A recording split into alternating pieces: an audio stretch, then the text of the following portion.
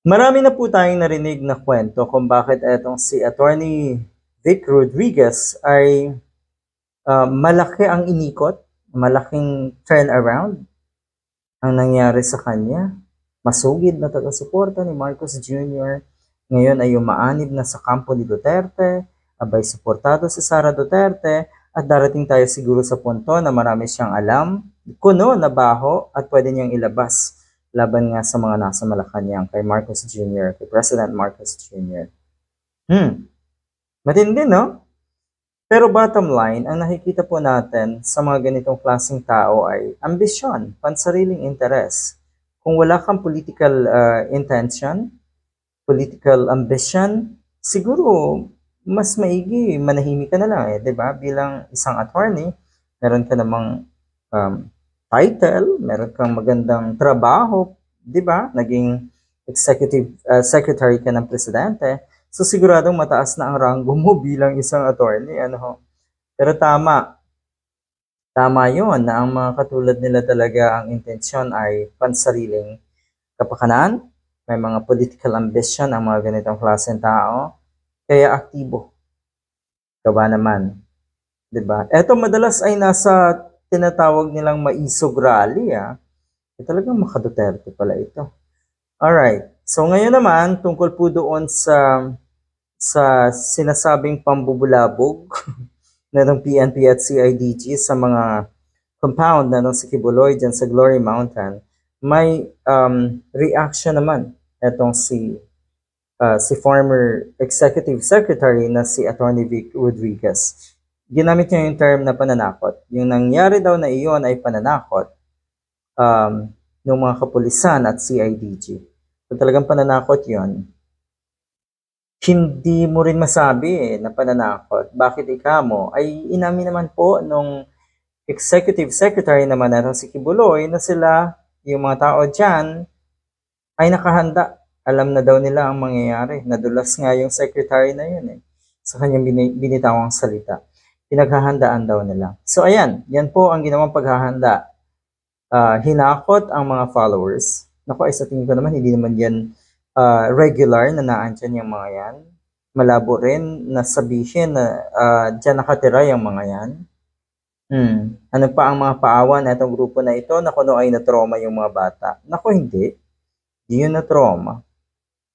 Eh sana kung may ganun talagang pakiramdam yung mga bata. Anyway, hindi natin nilalahat pero ginagalang ko talaga ang karapatan ng mga kabataan. Meron talaga dapat silang mga space, dapat igalang ang kanilang space na laging safe.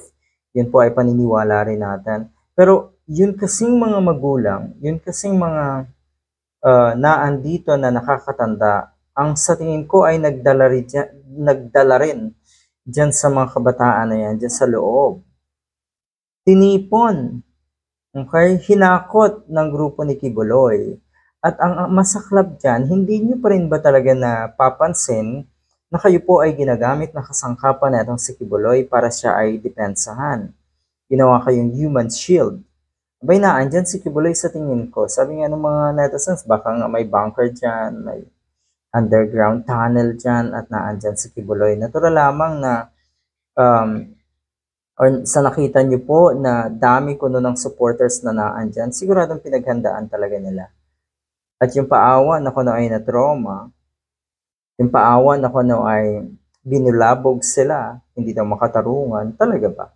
Yung mga ginawa nyo po, makatarungan ba yon? Yung pagsaboy ng tubig, paggamit ng water cannon, at yung iba pa, kung masigawan yung mga kapulisan natin doon, akala mo, mga kung sino, yan po ba ang turo ng pastor nyo? Kung na-trauma yung mga batang yan, hindi ba't mas matutrauma sila sa mga nangyari sa mga kabataan na dating miyembro na itong huwad na simbahan na ito ni Kibuloy? Hindi ba't dapat matrauma sila lalo doon sa mga nangyari sa mga kabataan, yung mga inabusan ni Kibuloy? Hindi ba't ganun yun? Hindi ba't mas traumatic yun? Okay, sabi naman natong si Rodriguez, ito daw ay walang epekto ito kung hindi lalong manggigigil daw. Manggigigil at lalong mag-aalab ang damdamin ng mga nakikiisa sa hakbang ng maisog. Meron ba talagang totoong nakikiasa dyan?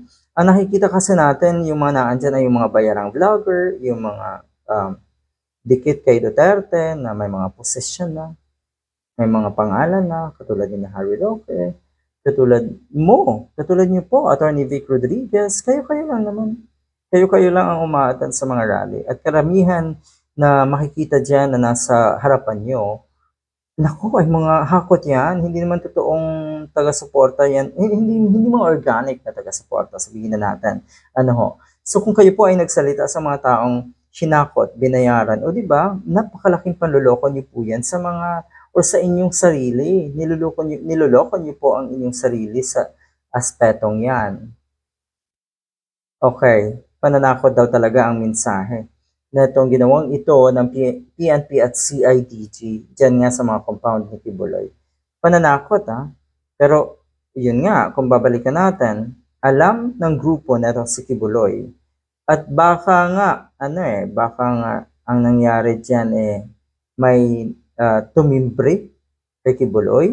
So si Kibuloy naman, naghanda na hakutin yung kanyang mga taga-suporta dyan sa kingdom na yan dahil hindi naman daw pala kukonti lang naman daw ang mga naan dyan na nakatira pero tingnan nyo naman kung gaano karami.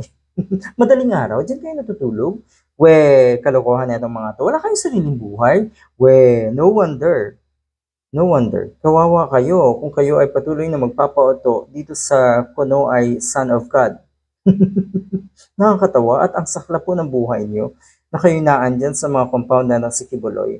At alam nyo, na dyan din po nangyari yung mga pang-aabuso sa mga dating miyembro nyo, kamiyembro nyo. Good luck.